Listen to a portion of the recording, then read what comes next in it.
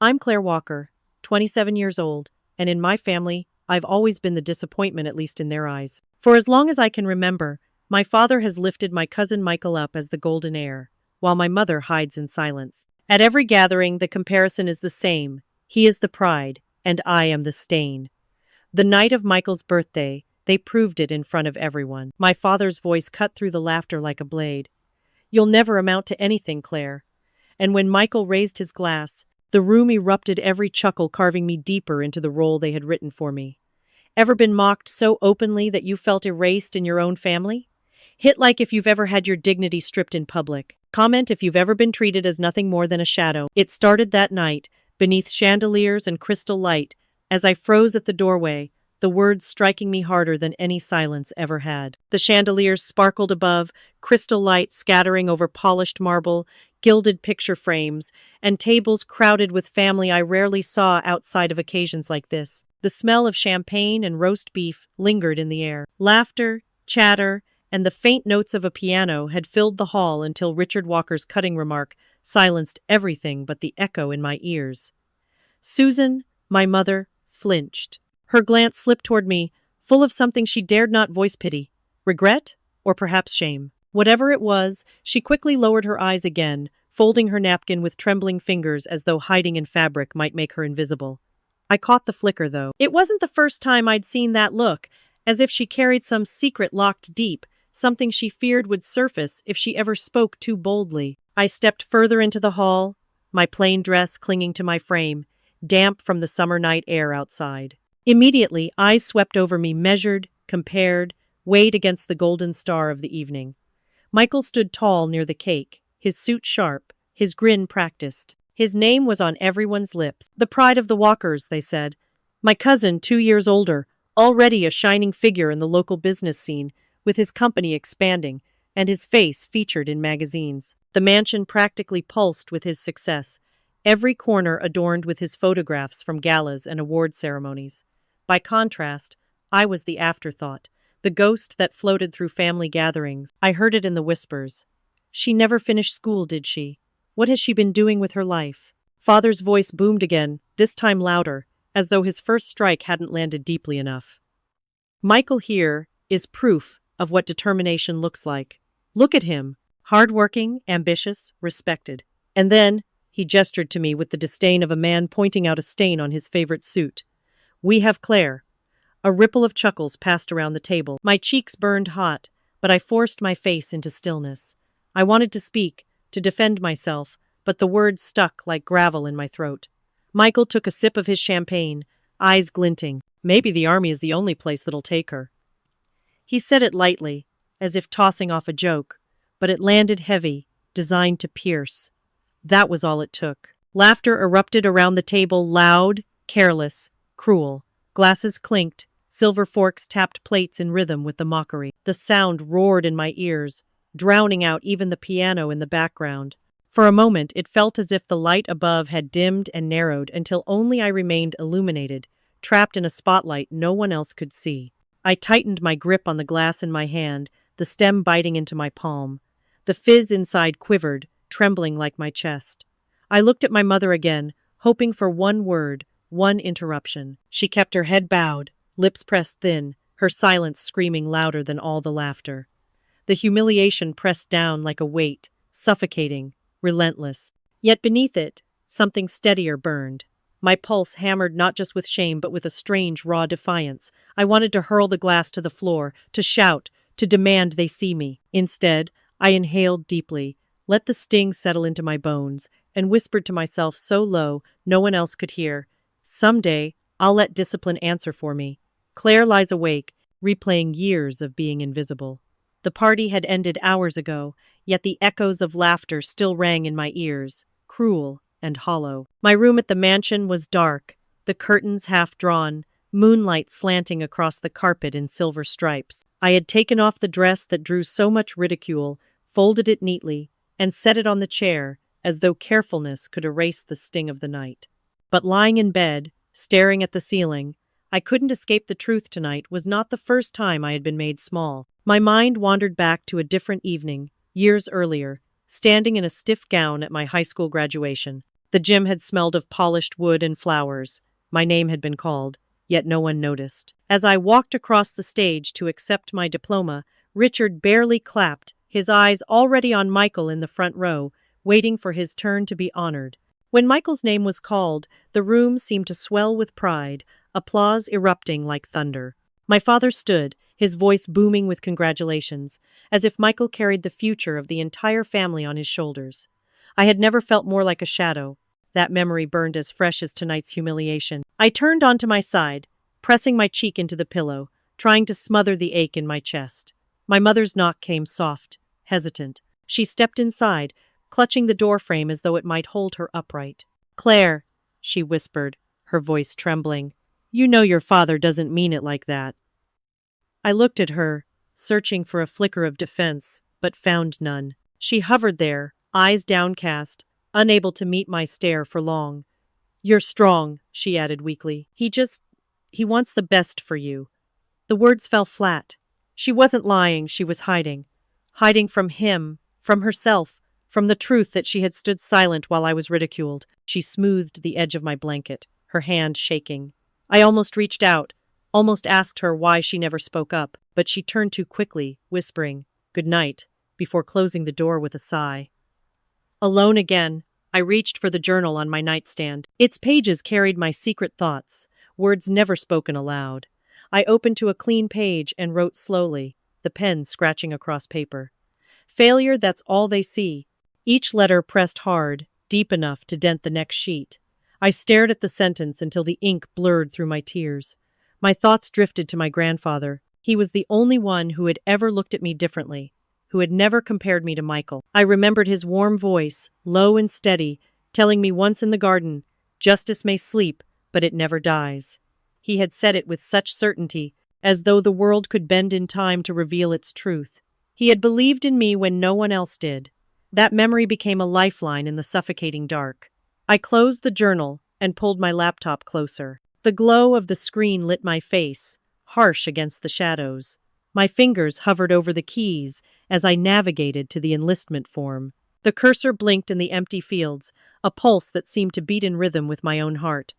All the humiliation, all the whispers, all the years of being second to Michael surged through me. I thought of my father's sneer, my mother's silence, the laughter at the party.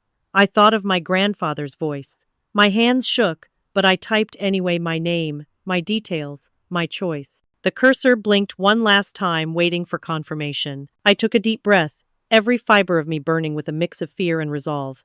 My finger pressed down. She clicks, "Submit." The drill sergeant's whistle pierces the dawn. "On your feet, recruits!" I shot upright, heart pounding, the thin mattress beneath me still warm from restless sleep. The barracks erupted in chaos, boots hitting the floor, lockers slamming, curses muttered under breath as we scrambled to line up. The air outside was sharp, biting with the chill of early autumn in Colorado Springs. My breath clouded as I stumbled into formation, mud already sucking at the soles of my boots. Michael's voice haunted me even here. "She'll quit within a month." The words were poison, repeating with each inhale, each exhale, a challenge carved into my mind. "Move!" Miller's roar cracked like thunder. He was tall, square-jawed, eyes hard as steel, his presence enough to make the strongest recruit shrink. We launched into sprints across the training field, mud splashing with every step. The ground was uneven, slick, and I lagged behind almost immediately, my legs straining to keep pace with the pack. "Pick it up, Walker!" someone shouted mockingly from the front. A burst of laughter followed, cruel and cutting. I gritted my teeth. My knees screamed in protest as I pushed harder. The mud clung like chains, dragging me down. We hit the obstacle course. Barbed wire stretched low, demanding we crawl beneath. My palms sank into cold sludge as I dropped to the ground. I dragged myself forward, belly scraping against gravel and mud. The wire snagged my sleeve, tearing it. Then my knee struck a hidden rock, sharp pain shot up my leg. Warmth spread beneath the fabric. I realized I was bleeding. "Keep moving," Miller's voice thundered. He stood over me, face carved from stone. "Bleeding doesn't stop the world. Bleeding doesn't stop war. On your feet, Walker!" I wanted to collapse right there, to beg for rest. My lungs burned. My body screamed betrayal. But something deeper stirred a stubborn spark, the same one that had kept me alive through years of humiliation. I shoved forward, elbows digging, dragging myself inch by inch until I cleared the wire. The others were ahead now, vaulting over walls, scaling ropes. I limped after them, mud mixing with blood down my shin. Every step was agony, but I refused to stop. My breath tore ragged from my throat, the taste of iron on my tongue. By the time I reached the final stretch, the last sprint back to the line, I could barely see. My vision tunneled, every heartbeat a hammer in my skull. Recruits passed me, jeering, some pitying, none believing I'd finish. And then, somehow, I did. I stumbled across the line and collapsed, knees hitting the dirt with a wet smack. The world tilted, black spots dancing at the edges of my sight. I braced for the ridicule, for Miller's scorn. Instead, his shadow fell over me. He crouched just close enough that only I heard him, his voice low and grudging. "Not bad, Walker." I blinked up at him, disbelieving. Sweat and blood streaked my face, but his words lit something inside me that no applause ever had. It wasn't kindness, it was recognition. I let out a shaky breath, lips curling into the faintest smile. The mud clung to my teeth, to my skin, but I didn't care. This pain will be my weapon. While Claire crawls through mud, Michael's face beams on the cover of a business magazine. I felt every grain of grit grind into my palms as I dragged myself across the training pit. My uniform was soaked, streaked with brown, my knees raw from the endless crawl. Each breath scraped my throat, my body heavy as if weighed down by stones. I could almost hear the echo of Richard's declaration in my head. Our family has only one true heir. That heir wasn't me, not here in the mud, but the polished smile on glossy paper half a continent away. In some glass tower office, Michael leaned back in his leather chair, the magazine cover propped prominently on the desk, his grin framed by bold letters calling him a rising star in business. He spoke with the practiced charm of someone who'd been fed praise since birth. Investors sat across from him, sipping imported coffee, nodding as though every word he spoke was gospel. "Our family has a legacy," he boasted, spreading his hands. "Ambition runs in our blood. Discipline. Vision. I suppose you could say I was born into success." His eyes gleamed, satisfied with his own performance. Richard sat nearby, chest puffed with pride, his expression smug as he watched his son perform. "Michael has carried the Walker name to new heights," he added, voice thick with satisfaction. "That's why we've always known he's the one worth believing in." My knees slammed against a rock buried in the mud. Pain shot up my thigh. I bit back a cry, gritting my teeth, refusing to collapse. Miller's voice tore across the field. "Faster, Walker! Don't crawl like a ghost, move with purpose." Purpose. The words seared into me. I dragged myself harder, the mud sucking me down with each pull. Around me, other recruits leapt walls and swung from ropes with ease. I fought just to keep up. Michael leaned toward his investors, lowering his voice as if confiding some private truth. "Of course, not everyone in our family can meet the standard. Take Claire. She never fit. Struggled in school, no ambition.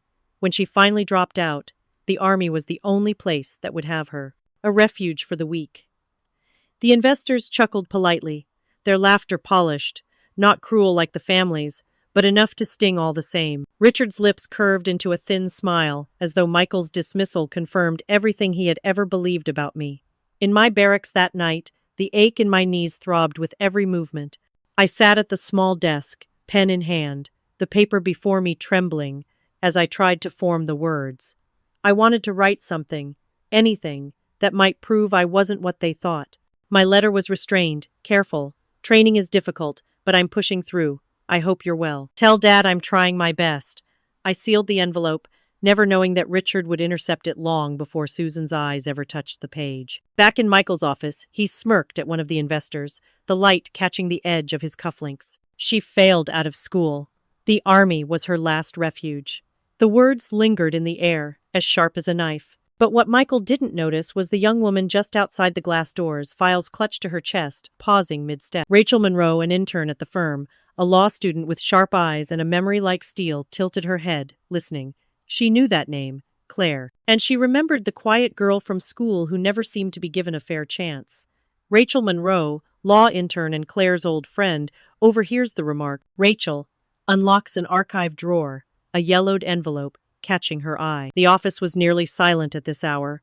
the kind of silence that presses against the ears until even the scratch of a pen feels too loud. Fluorescent lights hummed overhead, casting a pale glow over endless rows of metal drawers stuffed with documents that smelled of dust and time. Rachel Monroe moved slowly, careful not to let the wheels of her chair creak as she tugged the drawer open. The smell of old paper drifted out, faintly sweet and almost rotten. Her hand hesitated over the envelope, its paper brittle, edges curling like withered leaves. Something about the way it had been pushed toward the back drew her in an instinct sharpened by months of sorting files no one else bothered with. She pulled it free, the flap nearly disintegrating under her fingers. The handwriting across the front was familiar in a way that tugged at her memory. Claire's grandfather. She could still picture him, tall and quiet, with the same determined set to his jaw that Claire carried even when she was barely a teenager. Rachel had visited their house once years ago, and he'd ruffled Claire's hair with such gentleness that the gesture had stayed with her. He had told her something that day too, something she remembered clearly now. She's stronger than they'll ever know. Rachel slipped the parchment from the envelope. The document unfolded with a delicate crackle. Her eyes swept across the words, heart-quickening as she realized what she held. It was a will, dated years back, bearing the old man's unmistakable signature. And there, in careful ink, was Claire's name, not just mentioned but underlined as a rightful heir. Her breath caught. She knew the Walkers had filed a will recently, one she'd seen referenced in Richard's dealings with the firm. That version had been different, Michael's name prominent, Claire absent. Something about it had unsettled her then, but she hadn't thought to compare until now. She reached into another drawer, fingers trembling, pulling the newer file. Side by side, the contrast was glaring. In the older document, the lines were strong, deliberate. In the newer one, the strokes of the signature were stiff, unnatural, like someone had copied them too carefully. The pen pressure was off. She traced the curve of a letter, then the angle of the last name, forged. Her stomach twisted. It wasn't just neglect, it was erasure. They had buried Claire's rightful place with deliberate intent, wiping her from the family's legacy as cleanly as they mocked her in conversation. Rachel thought of Michael's smirk earlier that day, his dismissive words to investors. She failed out of school. The army was her last refuge. How easy it was for him to speak lies while the truth lay hidden in drawers like this. Rachel leaned closer to the paper, whispering to herself as the weight of it settled. This could ruin them. The words hung in the stale air. She folded the older will carefully, sliding it back into the envelope, her pulse racing. This wasn't just family drama, this was fraud. If the truth surfaced, Michael's glittering image would crack, and Richard's authority would collapse under scandal. She turned, envelope in hand, and froze. A shadow stretched across the hallway floor, faint under the crack at the bottom of the office door. Someone was there, motionless, watching. The hair on her arms rose, and her heart hammered so loudly she swore whoever stood outside could hear it. A shadow passes in the hallway, someone is watching. On this field, weakness is death. Sergeant Miller barks, rain drenching every soldier. The downpour blurred my vision, water streaming into my eyes until the world was nothing but mud, wire, and the roar of his voice. The cold sliced through my uniform, soaking me to the bone, but no one moved slower because of it. Hesitation was punished here. Pain was fuel. At least, that was what I told myself as my elbows sank deep into the sludge, and I dragged my body forward beneath the snarling teeth of barbed wire. Michael's smug taunt rang through my skull again. She'll quit within a month. I clenched my jaw so hard my teeth ached. I would not give him that satisfaction even if he couldn't see me now. Even if he never cared. A metallic sting ripped across my arm as the barbed wire caught me mid-crawl. I gasped, the sharpness tearing through fabric and flesh alike. Warm blood streamed down, instantly diluted by the rain. For a second, my body screamed to stop, to curl around the wound, to give in. I forced myself flat against the mud and shoved forward. Laughter rippled behind me, not cruel like Michael's, but still cutting. "She's bleeding already," one recruit muttered. Another snickered, "She won't last the course." Their voices buzzed around me like flies. I buried my chin into the sludge, refusing to look back. My arms trembled as I dragged my body another inch, and then another. The wire hovered so close above my spine that I imagined it slicing me open with the slightest slip. My cut burned with every motion, but I let the pain sharpen me. The rain came harder, hammering against my back, soaking the wound until the mud turned rust red beneath me. I pressed forward anyway, The smell of wet earth filled my nose, heavy and choking, but I inhaled through clenched teeth. Each pull forward was a small victory. Halfway through, my muscles screamed mutiny. I bit down hard enough to taste blood in my mouth. My vision pulsed with light, narrowing as exhaustion crept in. I could hear recruits ahead already clearing the wire, their boots slapping against firmer ground. Behind me, the laughter quieted, replaced by silence, watching, waiting for me to fail. "Walker!" Miller's voice cut through the storm like a blade. He was right there, pacing alongside the obstacle, rain slicking his buzzed hair. His eyes narrowed, assessing every shaky movement. "You gonna crawl to your grave, or you gonna fight for it?" I groaned, shoving forward, my body nothing but mud, grit, and fire. My fingernails broke against the rocks buried in the sludge, but I didn't stop. I thought of my father's smirk, Michael's words, my mother's silence, the laughter at that birthday table. All of it pressed me down, and all of it shoved me forward. When I finally slid out from under the last strand of wire, my chest heaved so violently I thought I might rip apart. I rolled to my side, gasping, blood smeared with mud across my sleeve. My arms quivered, unable to hold me up. Boots appeared in front of me. I blinked up through the curtain of rain. Miller stood there, face unreadable. He crouched slightly, his voice low, meant only for me. "Not bad, Walker. Not bad at all." The words sank deeper than any insult had. For the first time, someone wasn't mocking. Someone had seen me. Recognition it wasn't warm, but it was solid, undeniable. I let out a long, ragged breath, forcing myself onto my knees, mud dripping from my hair and face. My lips curved into the faintest smile. Not for him, not for anyone watching, but for me alone. Every scar will be my proof. I sealed the envelope carefully, pressing the flap down with the edge of my thumb until it stuck. The paper was wrinkled from the damp air in the barracks, but the words inside were steady. "I'm not failing. I'm fighting." It wasn't much, but it was something I needed her to know, that I was still standing, still pushing, even if every day felt like it ground me into the dirt. The dormitory was silent except for the hum of the old heater and the muffled snores of the women in the bunks around me. I sat at the narrow desk beneath the dim yellow light, running my fingers across the envelope as though I could will it into her hands instantly. My chest ached with a need that felt almost childish, just one letter back, one sign that someone at home believed in me. I slipped it into the outbox at the corner of the hallway, the tiny slot swallowing my words. I told myself it would reach her, that she would read my handwriting and know I hadn't disappeared, hadn't surrendered to their laughter. I imagined her face softening as she unfolded the page, her hands trembling with recognition. For a moment, I let myself picture her voice, saying she was proud. Miles away, Susan Walker stood by the mailbox at the edge of the long driveway, sweater pulled around her shoulders against the autumn wind. She had come to check the post herself, pretending she was looking for bills or invitations, but her eyes searched for something else, something from me. She had been waiting for weeks, glancing down that lonely road as if my voice might arrive on paper.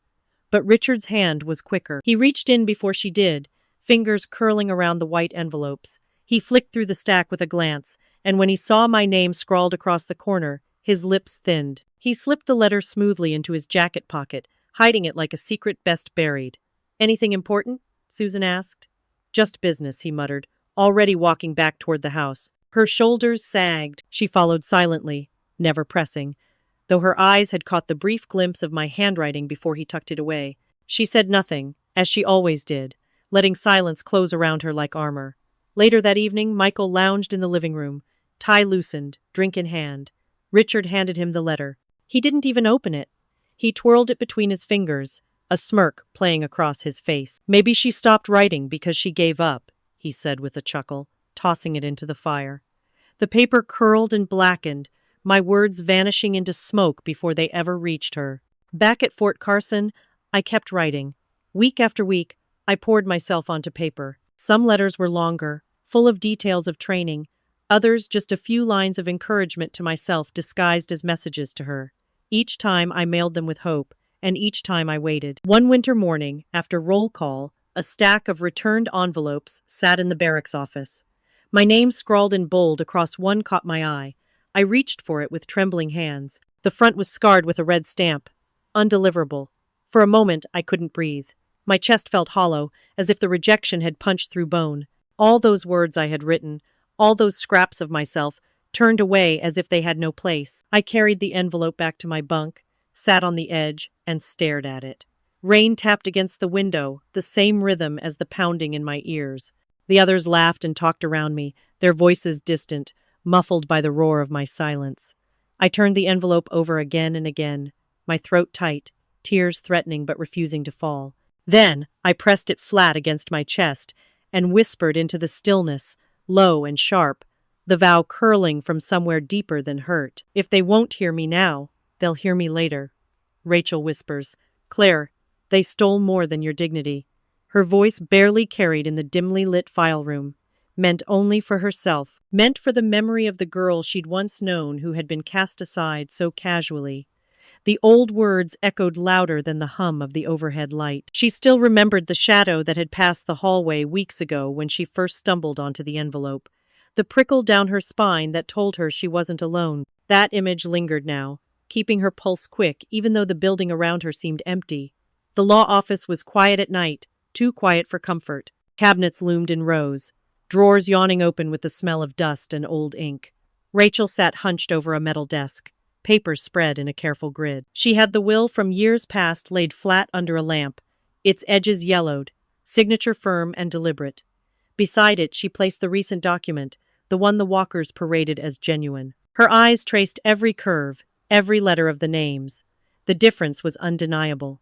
The old man's true signature bore pressure marks, dips in the pen strokes where age made his hand waver. The new version was smooth, too smooth, as though someone had copied it with painstaking care. She grabbed a magnifying lens, her breath fogging the glass as she leaned close.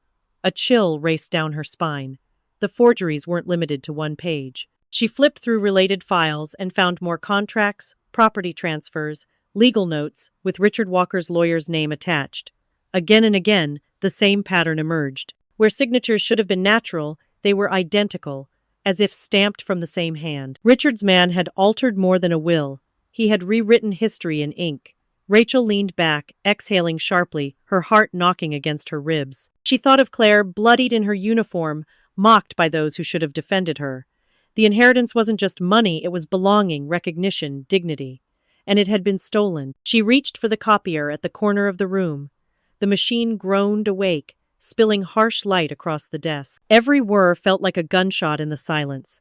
She fed the pages through, one after another, her pulse spiking with each clatter. If anyone came now, she'd have no excuse. A floorboard creaked outside. Her head snapped up. The hairs on her arms lifted. Through the frosted glass of the office door, a shadow shifted. Someone lingered, unmoving. Rachel's throat tightened. She forced herself to breathe quietly, to finish the last copy. The machine spat out the page, and she snatched it before it could fall to the floor. She stuffed the copies into a folder and hugged it against her chest. Her knees trembled as she whispered, half in fear, half in resolve. This is the crack in their empire. The silence outside stretched, then receded. Whoever had been there moved on or waited elsewhere. She shut off the copier, plunged the room back into darkness, and pressed her back against the wall. Her phone buzzed violently in her pocket, the sound slicing through the quiet. She pulled it out, hands slick with sweat. The screen lit with a number she knew too well. Michael Walker? She answered, her throat dry. A voice slid through, low and smooth, every word heavy with menace. Some papers are better left buried. Live rounds today. Mistakes will cost lives, Miller warns. The words struck deeper than the cold air biting at my cheeks. The winter sky was a bleak sheet of gray, wind slicing across the training field as we formed into squads. My breath came out in pale clouds, but I barely felt the chill. My pulse hammered harder than any drumbeat. This was no simulation. Bullets would fly today. Richard's voice cut through my memory like an old scar reopened. She's too fragile for real life. I had heard it so many times, whispered to relatives, spoken bluntly at dinners. He had believed it, maybe even wanted it to be true. I ground my teeth and flexed my fingers around the cold metal of my rifle. If I proved nothing else, I would prove him wrong. The whistle blew, sharp as lightning. Gunfire cracked from the line ahead, real rounds tearing into the distant targets. My squad rushed forward across churned mud, heartbeats colliding with the percussion of live weapons. The smell of gunpowder hung thick in the air, choking and exhilarating at once. We hit the trench and scrambled in. My knees slammed against frozen earth, jolting pain up my legs. To my left, A recruit's hands trembled so badly he dropped his magazine.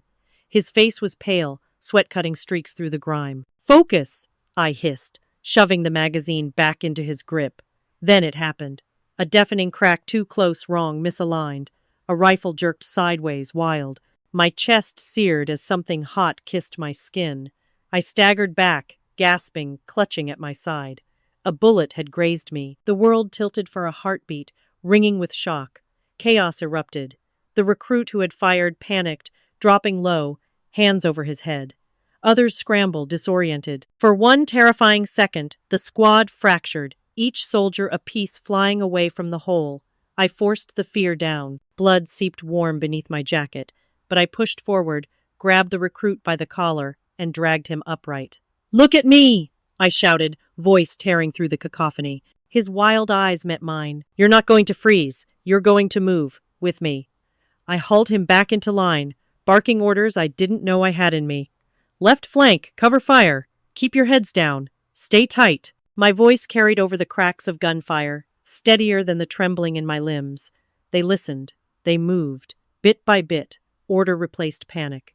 We crawled, scrambled, fired back. I led them across open ground, heart pounding with each whistle of a bullet overhead. My side burned with every breath, but I forced my body forward, showing no hesitation. Fear was contagious, so was resolve. By the time we reached the final bunker, the squad was moving in rhythm again, rifles trained, eyes sharp. The panic had ebbed, leaving a raw focus behind.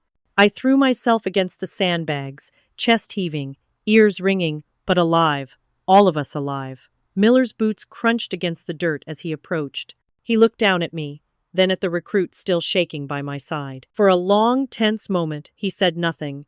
Then he pulled a patch from his jacket, fingers steady as he pinned it to my uniform. His voice was quiet, almost grudging, but filled with something undeniable. "Walker," recognition earned. The weight of the patch pressed against my chest heavier than the bullet had. I swallowed hard, eyes burning with more than sweat. This was no pity. This was proof. That night, after the adrenaline had drained and silence settled over the barracks, I lay in my bunk, sore and bandaged. My eyes were heavy, but voices drifted from across the room. "Did you see Walker today?" One soldier murmured. "Yeah," another answered. She held it together. Surprised me. Then laughter, different from the mocking kind, but stinging all the same. "Did you catch Michael Walker on television?" Said success runs in our bloodline. Guess Claire's just the odd one out. The words slid into me sharper than the bullet, colder than the night. Michael smiles on national television. Our family has one true heir, and it's not her. The screen above the bar flickered, its glow cutting through the smoky haze of the crowded room. The words landed like a fist to my chest. I froze with the glass of water halfway to my lips, my reflection quivering on the surface. For a split second, I was back at that birthday table, laughter echoing around me, humiliation searing through my veins. Only this time, the whole country was watching. The bar erupted with noise. Soldiers shouted for another round, chairs scraped against the floor, and pool balls clattered in the corner. But above it all, Michael's voice carried from the television, smooth and confident, practiced for an audience that adored him. "Success runs in our bloodline," he declared, his hand resting on Father's shoulder as Richard nodded proudly beside him. "And I am the one carrying it forward." A soldier at the next table let out a sharp laugh, jabbing a finger toward the screen. "Walker, that's your cousin, right?" His voice cut through the din, drawing curious glances. "You're nothing like him." The others chuckled, their amusement rolling through the room in waves. Some weren't cruel, just entertained by the coincidence. Others meant every word. I tightened my grip on the glass until the condensation slicked between my fingers. I wanted to shout, to tell them that the man on the screen was a fraud, that the truth had been buried under his smug grin. But I didn't. I lifted the glass instead, drank slowly, and let silence wrap around me like armor. On the television, Richard leaned toward the interviewer, eyes gleaming with pride. "Michael is the Walker legacy. He embodies everything our family has built." His voice carried certainty, as though no one else had ever existed. Not me, not my scars, my nights of pain, my crawling through blood and mud. Only Michael. Fury burned beneath my ribs, so sharp I felt I might shake apart from it. I pushed back from the table, the legs of my chair screeching against the floor. Heads turned, but I didn't care. I shoved through the crowd and out the door. The night air hit me like a slap. Rain poured down, soaking my uniform within seconds, plastering fabric to my skin. I tilted my head back, water streaming down my face, mixing with the heat of my anger. My chest heaved as though I'd been running for miles. Every humiliation I had endured, from the birthday sneers to the returned letters, flooded back in one crushing wave. And still, his face glowed smugly on the television behind me, untouchable. I clenched my fists so tight, my nails bit crescents into my palms. My whole body trembled, not from cold, but from rage so sharp it felt like it might consume me. The rain hammered harder, as if the sky itself demanded I break. I let it wash over me, let it drench the fury, mold it into something solid, something that would not shatter. The door creaked open behind me. Sergeant Miller's voice, gravelly and clipped, cut through the storm. "Walker!" I turned, water streaming into my eyes, but his expression was as hard as ever, unreadable beneath the brim of his cap. "Pack up," he said. "You're being deployed for a field operation. Tonight, failure means body bags. Sergeant Miller growls before the unit deploys." The words sank into my chest heavier than the rifle strapped across my shoulders. We stood lined in the darkness outside Fort Carson, the spring air sharp with the scent of smoke and damp earth. Floodlights cast long shadows across the staging ground, cutting our faces into planes of steel and nerves. I adjusted my helmet, feeling the weight press into my skull. My pulse was already racing. Richard's sneer whispered in the back of my mind, "She'll never stand under real fire." He had spat it like a prophecy, like a curse etched into my bones. But tonight, under the black Colorado sky, I would prove him wrong. The whistle blew, and the night exploded. Smoke canisters hissed, gunfire cracked across the field, and shouts tore the silence into pieces.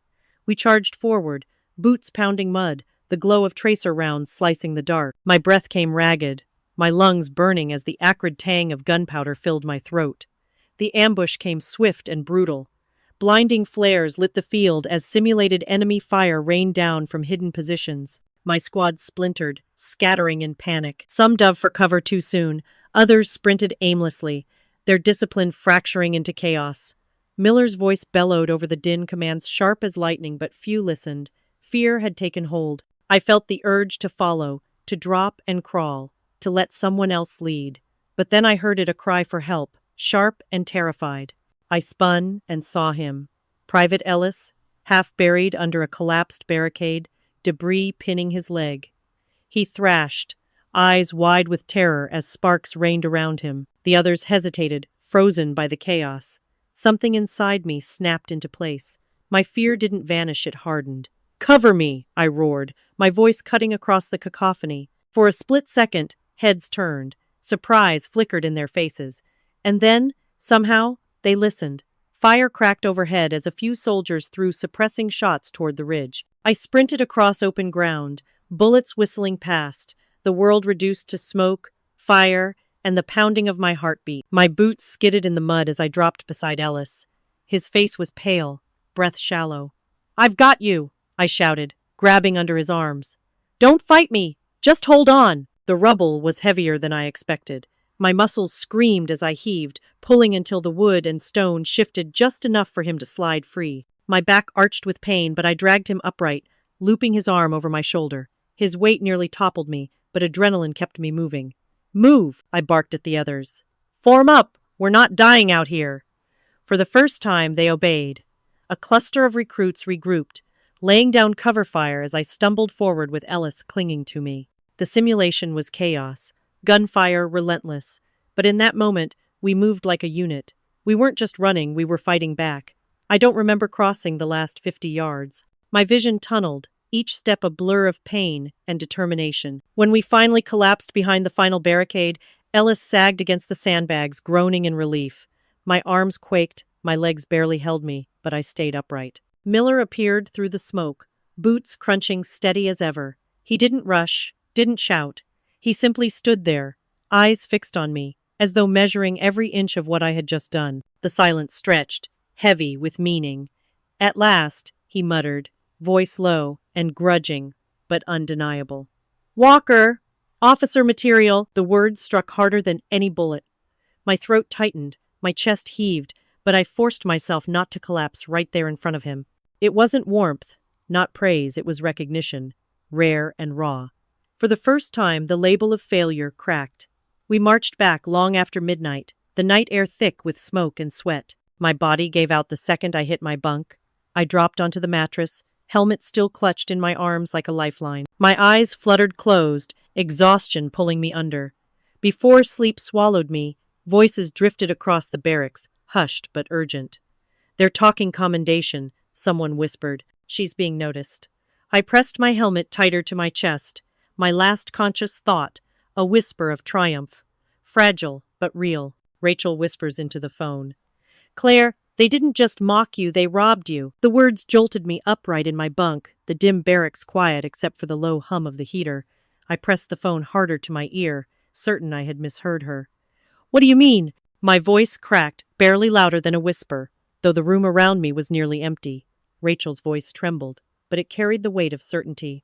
"Your grandfather's will, the one your family pretends doesn't exist. I found it. It names you. You were supposed to inherit as much as Michael. They buried it, Claire. They forged another to erase you completely." My stomach dropped, cold and heavy. I thought of my grandfather's hand on mine, his voice steady as he told me justice may sleep, but it never dies. For years I'd carried that phrase like a lifeline, a comfort against the storm of humiliation. And now, in Rachel's words, I heard it again not as comfort, but as truth. She continued quickly, urgency thick in every syllable. "I scanned it. I'll send you everything, but you need to be careful. They don't want this seen. I've already gotten a warning." "From who?" I demanded, gripping the phone tighter. As if on cue, Rachel's breath caught on the line. Then, muffled but sharp, a second voice slid through the speaker, dripping menace. "Michael's. Poke deeper, and you'll regret it." The call clicked dead a moment later, leaving static hissing in my ear. I froze, heart hammering. My cousin's voice, cold and amused, echoed in my mind. He knew Rachel was digging. He knew the truth teetered on the edge of exposure, and if he was warning her, it meant the stakes were higher than either of us imagined. My email pinged. I opened the screen with shaking hands. Encrypted files waited, Rachel's name stamped across the subject line. The glow of the monitor lit my bunk, painting the walls in pale blue. My fingers hovered for a heartbeat, fear gnawing at me. Then I clicked. The files opened to scanned pages, edges yellowed with age. My breath caught when my eyes fell on the signature my grandfather's, bold and authentic, familiar from birthday cards and old notes. The same stroke of his pen I had traced as a child, certain it meant something. And beside it, my name, written clearly, deliberately, as if he had wanted to make sure no one could ever deny it. The blood roared in my ears. All the humiliation, the taunts, the returned letters, the sneers about my last refuge, none of it had been enough. They hadn't just mocked me. They had stolen what was rightfully mine. My own family had not only shamed me, but stripped me from their legacy with a lie signed in stolen ink. I sat there frozen, the cursor blinking at the bottom of the screen like a heartbeat, like a challenge. My reflection stared back at me from the monitor, pale and hard-eyed. Nothing like the girl they remembered, nothing like the shadow they wanted me to remain. My hand clenched into a fist, knuckles whitening. I leaned closer, my breath fogging the glass. My voice was raw, a whisper clawed out of fury and resolve. They buried the truth with him. Now it's my turn. On national television, Michael sneers. "Claire, she left because she failed. Our family has one legacy, and it's mine." The sound of his voice cut through the static of the television in the training hall. The screen, mounted above the bleachers, showed Michael standing at a podium draped in the Walker Company banner, lights flashing around him, reporters leaning forward to capture every word. He smiled with the same polished confidence that had always won him applause. The press ate it up, their pens scribbling down his lies as if they were gospel. I froze mid-step, sweat still dripping from drills. My hands curled into fists at my sides. He hadn't just dismissed me privately anymore. He had dragged me into the spotlight, twisted my story until I was nothing but a cautionary tale. "Claire was never built for discipline," Michael continued, his smirk widening. "She couldn't keep up in school, couldn't carry the weight of expectation. The army? That's where the lost ones go when they have nowhere else to turn." At his side, Richard nodded approvingly, his posture regal, as if Michael's words had carved them both into marble statues of pride. The crowd chuckled politely, leaning into the performance. I could almost feel their judgment spilling across the miles, crushing down on me from the screen. Around me, the recruits shifted uncomfortably, their murmurs sharp in the hall. A few cast glances at me, uncertain, caught between respect for what I'd proven here and the poisonous narrative broadcast to millions. I lifted my chin, swallowing the ache that clawed at my throat. I would not let them see me falter. The press conference rolled on, Michael basking in his borrowed glory. Our family has one legacy, he repeated, every syllable dripping finality, and it's mine. Cameras flashed. Richard's thin smile never wavered. The screen went dark, the broadcast ending, leaving only my ragged breath in the silence that followed. My humiliation had circled back in full, polished and amplified. Yet something had shifted inside me since that birthday dinner. His words stung, yes, but they no longer defined me. They were cracks in his mask, and I was already gathering the truth that would break it apart. A door slammed behind me. Sergeant Miller strode in, his boots striking the floor with purpose. His gaze swept the room before settling on me. He carried a folder in his hand, thick with official seals. Without ceremony, he stopped in front of me and extended it. I blinked, my pulse quickening as I took it. Inside was a letter, crisp and formal, my name at the top. My eyes raced over the words, my throat tightening. Recognition, commendation, a national award for valor. This fall, I would stand on a stage not as a failure, not as a forgotten walker, but as a soldier honored by my country. Miller's voice was low, rough, but steady. You'll be honored this fall. For a moment the room swayed, my breath shallow as the truth pressed in. While Michael spread lies, the world beyond him had already begun to see me. The contrast struck sharp his empire of falsehood, against my proof carved in sweat, scars, and blood. I closed the folder, my reflection faint on its polished cover. A whisper left my lips, soft but certain, my vow spilling into the silent hall. Now the world will see. Cameras flash, banners wave, the walkers sit stiff in the front row. The civic hall swelled with light and sound, a tide of reporters, families, and officers filling every seat beneath vaulted ceilings draped in red, white, and blue. The air buzzed with anticipation, the kind that prickled along my skin as I stood backstage, my heart pounding against the pressed fabric of my dress uniform. My boots gleamed, my medals caught the glare of the spotlights, but my chest ached with the weight of memory. Every sneer, every dismissal, every laugh that had ever branded me a failure surged back at once. Richard's disdain, Michael's smirk, my mother's silence, the jeers at the party, the letters that never reached her hands. They all converged now, pressing against my ribs as if daring me to falter when it mattered most. A voice echoed across the hall, announcing my name. My breath caught. Then I stepped out. The stage was vast, lit like daylight, every movement magnified by hundreds of eyes and the unblinking lenses of cameras. I kept my chin high, my stride steady, though my pulse thundered. My gaze flicked briefly to the front row. There they were, Richard stone-faced, Michael pale but trying to hold his grin, Susan rigid in her seat, her hands clenched white on her lap. I forced myself not to look again. I belonged to the stage now. At the far end, Lieutenant Colonel Harris approached, every inch of his posture radiating authority. He moved with precision, the sound of his boots sharp against the floor. When he reached me, silence rippled across the hall, the air holding still as if the world itself waited. Then Harris stopped, turned toward me, and snapped his hand up in a crisp, flawless salute. The sound seemed to ring louder than the gunfire I had faced in training, sharper than any insult ever thrown my way. For a moment, everything stilled. No words, no laughter, no ridicule, just the silence of a hall full of witnesses staring as one man's respect undid years of scorn. My throat tightened, heat burning behind my eyes, but I held the salute in return, steady and unshaken. The cameras caught it all, my gleaming uniform, Harris's recognition, the faces of my family collapsing into shock. Richard's mouth twitched as if he might speak but couldn't. Michael's smirk had vanished entirely, his skin drawn tight. The humiliation they had crafted for me unraveled before millions in a single gesture. The applause came then, a crashing wave that filled the hall. People rose to their feet, clapping, cheering, their voices merging into something larger than sound of vindication made flesh. For the first time, I was not invisible. I was undeniable. The ceremony pressed on, speeches and awards flowing past me in a blur. I stood, hands folded, every nerve thrumming with the knowledge that the world had just shifted. I wasn't the shadow anymore. As the final applause ebbed and people began to rise, a familiar hand brushed mine. I turned to find Rachel there, her eyes steady, her expression fierce with purpose. She slipped an envelope into my palm, pressing it closed with her fingers before letting go. I looked down. The paper was worn, edges frayed, yet it radiated weight far heavier than its size. The original will. Proof of everything buried. Rachel presses an envelope into Claire's hand. The original will. They called me a failure. But the salute proved what they could never see. The words echoed in my mind as I stood backstage, the thunder of applause still shaking the walls of the Civic Hall. My uniform felt heavier now, not from medals, but from the weight of vindication. Beyond the curtain, reporters pressed forward in a frenzy, their voices overlapping, cameras flashing like lightning. Rachel stood beside me, the envelope clutched firmly in her hand. Her jaw was set, her eyes sharp with the fire of someone who had risked everything to unearth the truth. She nodded once, silently asking if I was ready.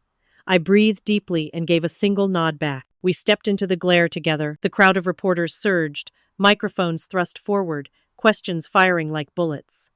Before I could speak, Rachel raised the envelope high. "This," she declared, her voice ringing across the room, "is the original will of William Walker. Signed, sealed, authentic. It names Claire Walker as rightful heir. What the world has seen until now is a forgery." Gasps rippled through the crowd. Flashes burst faster. Reporters shouted over one another, scrambling for details, their pens scratching furiously. Michael's face drained of color, his mouth opening, closing, then twisting into something desperate. That's absurd! A fabrication! His voice cracked, too high, too forced. Richard stepped forward, but the barrage of questions stopped him cold. "Mr. Walker, did you knowingly present a forged will? Did you erase your daughter from her inheritance?" Cameras crowded him, lenses thrust within inches. His lips parted, but no words came. He turned sharply, shoving past the reporters, fleeing down the corridor as their questions followed like hounds. Susan remained. She trembled where she stood, tears brimming in her eyes. Slowly, she stepped toward me. "Claire," her voice broke. She reached for me, but stopped short, as though she no longer had the right. "I should have defended you. I should have spoken when he silenced you. I'm sorry." The apology struck deeper than I expected. My chest tightened, years of silence collapsing in on themselves. I wanted to hate her for all she hadn't done, but in her eyes I saw something raw regret, the kind that couldn't be rehearsed. I gave her a slow nod, not forgiveness yet, but acknowledgement. Michael sputtered again, trying to claw back control. "She's nothing. She doesn't deserve—" I cut him off, turning to face the press. My voice rose steady, firm, louder than his flailing. "Dignity is earned, not given. Today, I earned mine." The words hung in the air, a blade slicing through the noise. The reporters erupted, their cameras firing in a storm of light, but I felt calm. For the first time, my voice drowned his. For the first time, the truth stood taller than the lies. I turned away, leaving Michael pale and shaking, Rachel at my side, Susan weeping quietly in the wings. The curtain parted ahead of me, spilling open onto the hall once more. I stepped forward into the roar of applause, the sound crashing over me like a tide. For years, I had been their shadow. Tonight, I was their legacy reclaimed. Through betrayal, silence, and years of humiliation, Claire rose from the shadows to stand in the light of recognition, her dignity carved in scars and proven in honor. The family's lies collapsed under the weight of truth, reminding all that injustice thrives only until courage dares to confront it. When injustice is met with unwavering resolve, the verdict resounds far beyond the moment it rewrites a legacy.